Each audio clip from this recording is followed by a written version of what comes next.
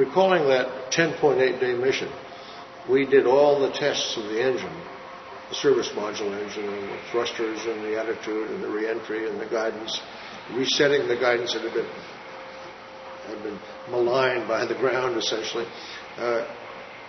Everything checked out perfectly. My big thrill was to hear a quote from Air Force Lieutenant General Sam Phillips, who had been liked by everybody, calling it 101% success. And that felt very good. We'd had some trying moments with the ground, but they were not critical. Often people would say, well, Schirra led a mutiny. The captain of a ship never leads a mutiny. It's very simple. The captain of the ship can disobey an order, but I wasn't given an order. These were suggestions on doing things like, put the television on now. Well, we hadn't checked it out yet. We'll have it checked out by tomorrow. We'll put it on the next day. So we had the Wally Walton Dawn show, which I might be happy to say we got an Emmy for.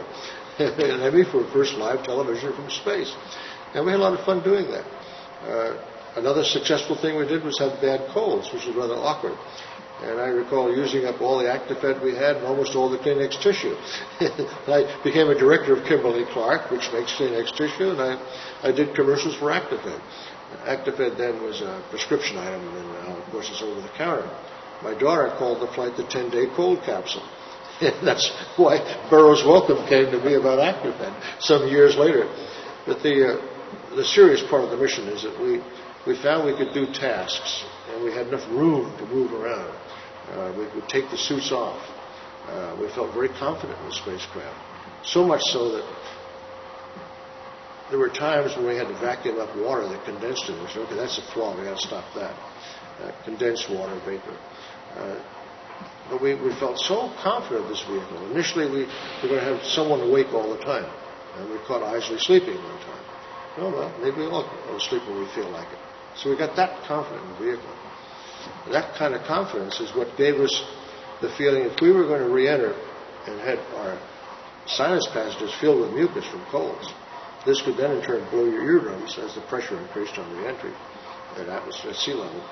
We elected to leave the helmets off. And I say elected, I didn't say we're going to leave our helmets off. We all discussed this.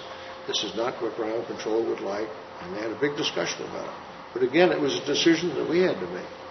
There was nobody that was going to fall off his chair in flight control and hurt himself. But we could have.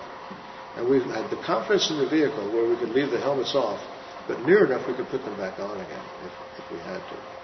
Well aware of the fact that 3 Soviets had lost their lives on re-entry.